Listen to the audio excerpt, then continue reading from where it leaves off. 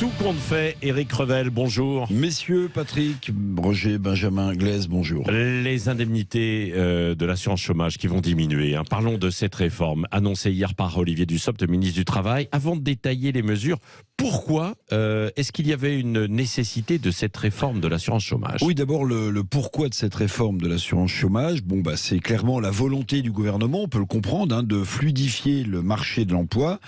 Il y a des secteurs économiques, une trentaine sous tension de main-d'œuvre dans notre pays. Le but est donc clairement de pousser ceux qui sont privés d'emploi à accepter un travail, parce que le travail, ne l'oublions pas, c'est aussi un lien d'intégration sociale, donc à accepter un travail plutôt que les indemnités Pôle emploi.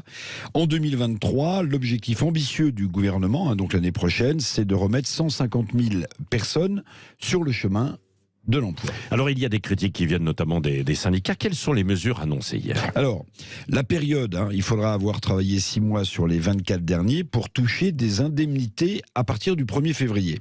Les indemnités, en fait, seront réduites en volume de 25%, si on regarde bien, sur cette période, ce qui est un vrai sujet, parce que 25% sur une durée d'indemnisation, plus l'inflation qui rogne le pouvoir d'achat, ça donne des situations complexe.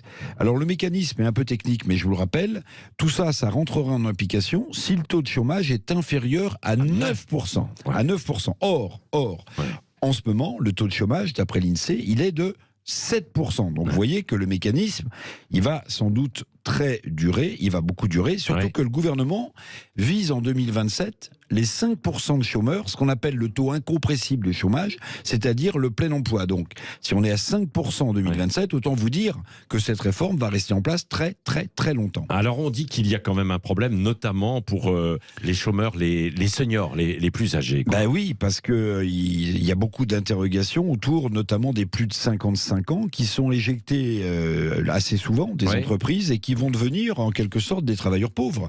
Parce que les plus de 55 ans, on le sait, ils ne retrouveront pas de travail, puisqu'en général, ils quittent l'entreprise vers les 55 ans. Une fois qu'ils ont épuisé leurs droits à Pôle emploi, ils risquent tout simplement de basculer dans la précarité. Alors même si, et c'est à noter, l'employabilité des seniors a progressé dans notre pays. C'est-à-dire qu'on recrute plus de seniors aujourd'hui? Oui, on recrute plus de seniors pour une raison très simple, c'est que comme il y a des secteurs en tension de main-d'œuvre et qu'on n'arrive pas à recruter, on a tendance à garder plus longtemps les seniors dans l'entreprise. Le taux a remonté en France. Et puis autre souci quand même, Patrick, les chômeurs ne sont pas des simples travailleurs qui seraient interchangeables, quel que soit le secteur économique. Et le poste proposé.